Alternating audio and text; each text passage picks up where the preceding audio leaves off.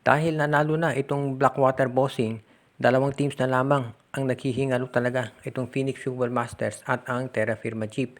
At dahil dito sila ay gagawa ng trade kung saan makasasama itong Magnolia Chicken Templados. At mukhang base dito sa nakikita natin, magiging parte nung trade na yan ay itong si Jason Perkins. Mapupunta siya dito sa lineup ng Magnolia Chicken Templado sa wakas. At makukuha naman nitong Phoenix Fuel Masters itong si Andreas Kahilig mula dito sa Terra Firma Jeep at si Louis Sanggalang. At ito namang Terra Firma, ang makukuha nila ay itong si Russell Escoto.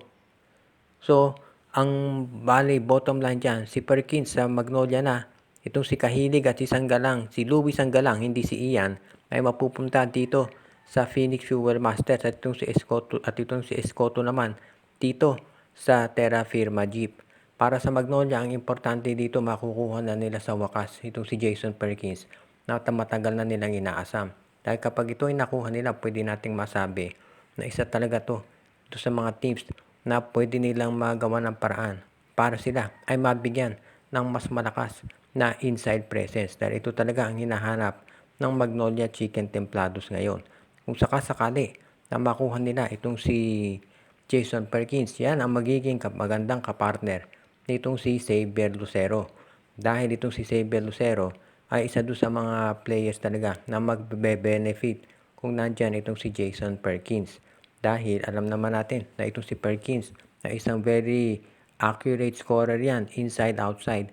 At itong si Coach Victorero mapapakinabangan yan. Dahil dito, asahan natin na kapag si Perkins napunta sa Magnolia, magkakaroon ng pagbabago dito sa kanilang starting 5 ngayon dahil siguradong maganda itong si Perkins gamitin.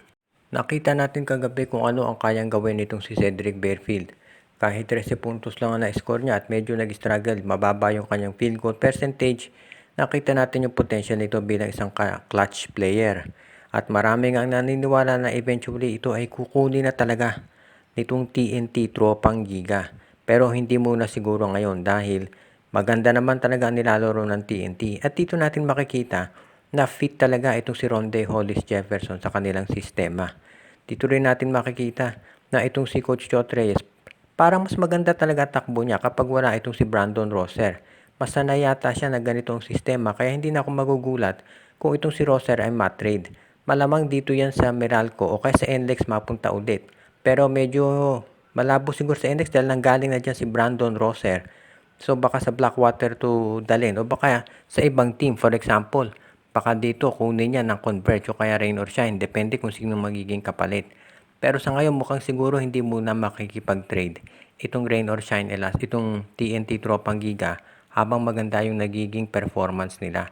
Mahirap nga naman kung babaguhin mo yan kung alam mo na very solid naman yung iyong lineup.